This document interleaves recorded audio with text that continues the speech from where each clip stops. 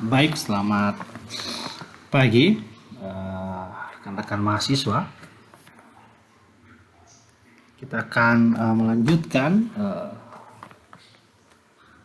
kuliah kita pada pertemuan yang ke-8 di saat ini.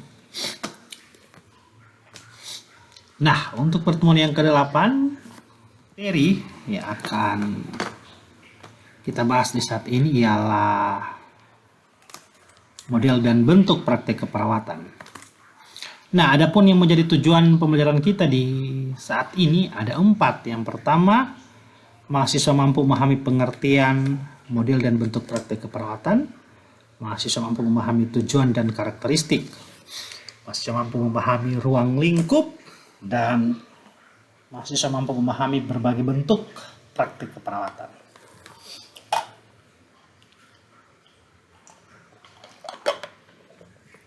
Sebelum kita masuk ke materi atau membahas lebih jauh terkait dengan model dan bentuk praktek keperawatan, sudah sepatutnya kita meminta tuntunan Tuhan lewat doa. Itu mari sejenak kita berdoa menurut agama dan kepercayaan kita masing-masing. Berdoa mulai.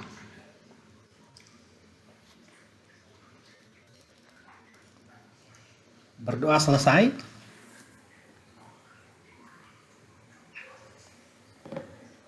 Rekan-rekan mahasiswa, pada pertemuan sebelumnya saya sudah membahas materi terkait dengan paradigma keperawatan dan falsafah keperawatan. Nah, kenapa saya bahas lagi di saat ini? Saya mencoba mereview lagi karena paradigma dan falsafah keperawatan ini menjadi sebuah acuan dalam penerapan praktik keperawatan. Nah, falsafah keperawatan itu kan merupakan dasar tentang hakikat manusia dan esensi keperawatan. Apa saja hakikat manusia dan esensi keperawatan itu? Yang pertama, memandang manusia sebagai satu kesatuan yang utuh. Nah, sedangkan esensi keperawatan itu sendiri itu terkait dengan mengutamakan pasien sebagai fokus dari pelayanan, jadi mengutamakan kepentingan pasien lebih dahulu. Selanjutnya bertanggung jawab dalam pelayanan keperawatan dan tanpa membeda-bedakan pasien, tanpa membedakan suku, agama, ras, dan status sosial tentunya.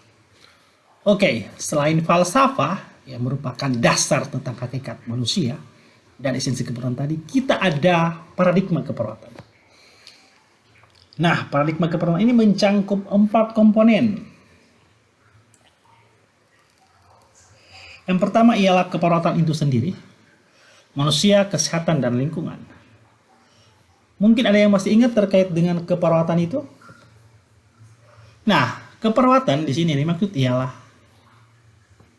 perawat yang bertugas sebagai pemberi asuhan keperawatan. Karena bentuk dari praktek keperawatan itu sendiri ialah asuhan keperawatan yang menekankan pada 5 proses keperawatan, yaitu kajian, diagnosis keperawatan, rencana intervensi, tindakan, pelaksanaan, tindakan, dan yang terakhir evaluasi serta dokumentasi. Sedangkan manusia itu terfokus pada pasien sebagai objek pelayanan. Ada kesehatan itu sendiri, di mana keperawatan memandang manusia dalam rentang sehat dan sakitnya. Karena seperti saya sudah ajarkan, keadaan tertinggi dari sehat yaitu sejahtera, dan keadaan terendah dari sakit yaitu kematian ya. Baik, selanjutnya ada lingkungan. Lingkungan ini terbagi 2. Yang pertama, lingkungan yang berasal dari manusia itu sendiri seperti jenis kelamin, usia, faktor perilaku, terus ada riwayat kesehatan, dan faktor predisposisi terhadap sakit. Di semua hal-hal ini mempengaruhi kesehatan. Begitu juga dengan lingkungan eksternal seperti lingkungan sosial, lingkungan budaya, dan lingkungan lainnya yang mungkin mempengaruhi secara langsung dari kesehatan itu sendiri. Nah, selanjutnya setelah kita memahami bahwa model dan bentuk praktik keperawatan itu mengacu dari paradigma keperawatan. Apa saja? Perawatan, manusia, kesehatan, dan lingkungan. Nah, ini dia pengertian praktik keperawatan. Nah, orang yang melakukan praktik keperawatan ini ialah seorang perawat.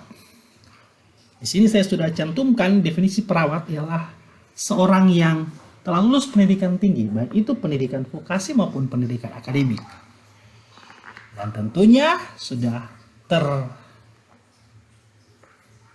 berkompeten dalam bidangnya. Itu dibuktikan dengan lulus ujian kompetensi perawat ya.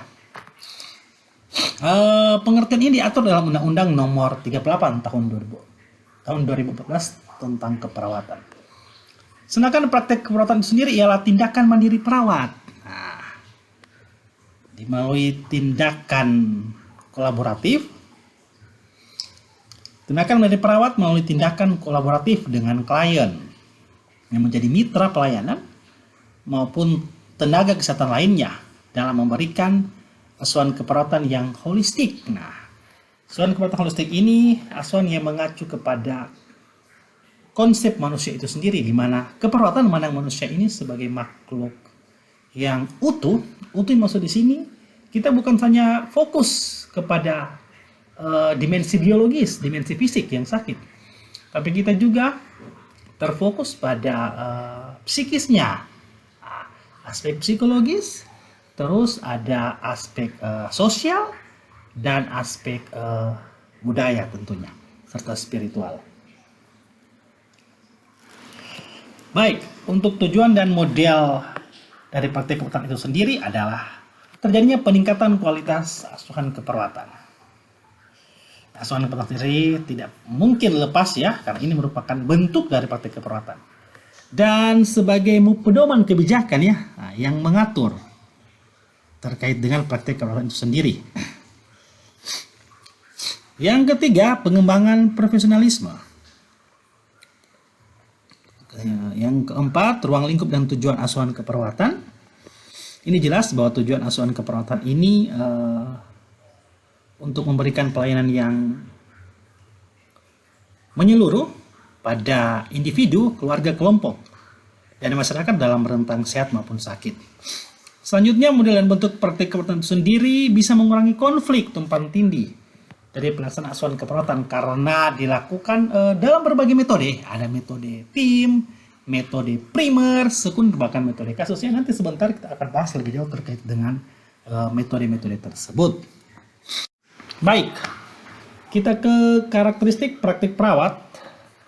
Yang pertama ialah otonomi dalam pekerjaan. Ini harus mampu mandiri ya, meskipun tindakan keperawatan ini bisa kita lakukan dengan tindakan kolaboratif ya, dengan berbagai profesi lain.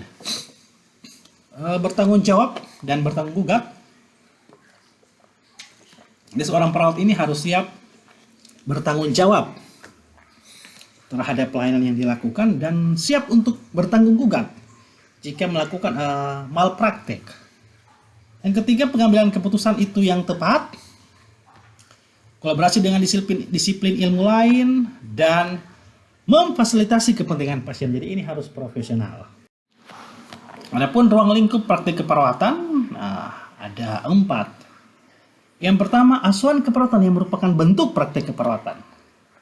Selanjutnya ada tindakan medis terbatas, pelayanan di berbagai tatanan, dan pelaksanaan program pengobatan.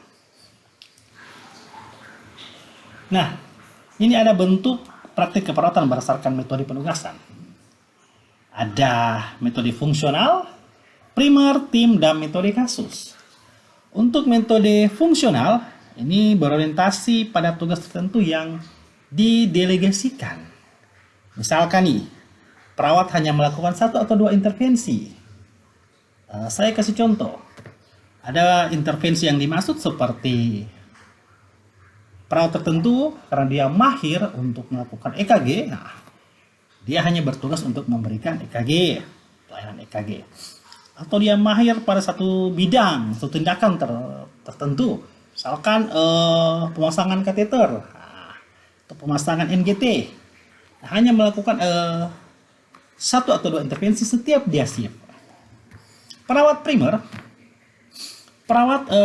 ini bertanggung jawab atas perawatan total care, biasanya pada perawat di ruang ICU ya teman-teman. Dia bertanggung jawab selama 24 jam. Nah, syarat menjadi perawat primer ialah harus nurse, jadi dia harus sarjana keperawatan nurse. Nah, jika perawat primer tidak bertugas dapat digantikan dengan perawat asisten yang notabene ialah D3 keperawatan itu sendiri. Ada selanjutnya metode tim. Tim yang terdiri dari beberapa orang perawat yang melayani sekelompok pasien. Nah, setiap anggota memiliki peran dan tanggung jawab dalam perawatan pasien. Jadi biasanya ada dalam satu ruangan tersebut ada 2 tim, misalkan ada 3 tim. Tim A misalkan melayani 4 pasien. Tim yang lain juga melayani 4 pasien. Atau tim yang ketiga melayani 5 pasien mungkin. Nah, tim-tim ini bekerja sama. Jadi ada tim yang mungkin terdiri dari 6-8 orang tergantung jumlah personil di ruangan tersebut. Nanti setiap shift kan shift perawat itu terbagi menjadi 3, shift pagi, sore, dan malam. Nah, tentunya ada perwakilan tiap tim. Nah, jadi misalkan pasien A, ini adalah tanggung jawab dari tim A. Ketika pasien A meminta misalkan mengganti cairan infus atau meminta obat, nah yang bertugas ialah tim A saja karena itu merupakan pasien kelolaannya. Yang keempat ialah metode kasus. Ini satu perawat bertanggung jawab atas perawatan total pada 1 atau lebih pasien selama periode 1 shift kerja. Nah, perbedaannya dengan perawat primer ini sampai pasien itu sembuh. Tetapi kalau metode kasus ini hanya 1 shift kerja. Gitu.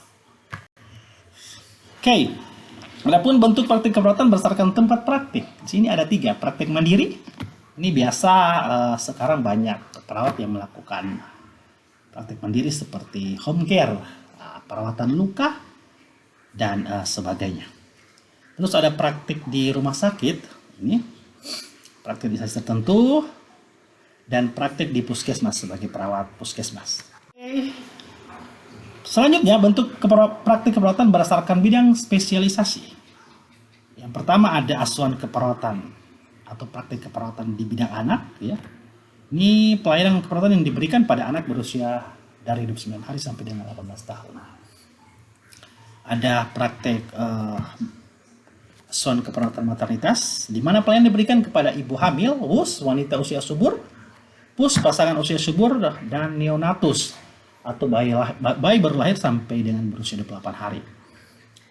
Selanjutnya ada pelayanan asuhan keperawatan medikal bedah atau KMB, di mana pasien yang berusia di atas 18 sampai 60 tahun dengan mengalami gangguan fungsi tubuh, baik karena trauma ataupun kelainan fungsi tubuh lainnya. Ada asuhan keperawatan jiwa pada semua usia yang mengalami berbagai masalah kesehatan jiwa. Asuhan keperawatan gerontik ini khusus pada individu dengan lanjut usia yang berusia lebih dari 60 tahun. Yang tentunya mengalami permasalahan yaitu proses penuaan. Berikutnya ada asuhan keperawatan yang diberikan kepada keluarga. Jadi diberikan kepada semua anggota keluarga, bukan pada individu saja, tetapi pada semua anggota keluarga. Meskipun dalam rumah itu yang sakit hanyalah ibu atau istrinya misalkan, atau kepala keluarga yang sakit. Tetapi kalau berbicara asuhan keperawatan keluarga, ini diberikan kepada semua anggota keluarga yang hidup serumah. Tujuannya untuk apa? Nah, agar bisa memandirikan keluarga untuk menangani masalah kesehatannya. Jadi jika dalam keluarga tersebut ada satu yang sakit, misalkan kepala keluarga yang sakit, maka pendidikan kesehatan atau pelayanan keperawatan itu bisa diberikan kepada semua. Sehingga nantinya istrinya atau anak-anaknya juga mampu berperan. Nah, sehingga keluarga itu bisa mandiri dalam mengatasi masalah kesehatannya. Itu merupakan fokus atau tujuan dari asuhan keperawatan keluarga. Nah, ada asuhan keperawatan di lingkup yang lebih luas lagi dari keluarga, yaitu komunitas. Nah, asuhan keperawatan komunitas ini diberikan kepada masyarakat satu kelurahan, satu kampung, atau satu kecamatan. Nah, yang tentunya diberikan pada semua tingkatan usia. Ya, itu saja. Sekian presentasi di saat ini ya. Jika ada salah kata mohon dimaafkan, dan jika dia sudah pergi mohon diikhlaskan. Terima kasih. Mungkin jika ada pertanyaan, saya berikan kesempatan untuk kita berdiskusi di saat ini. Sekian dan terima kasih.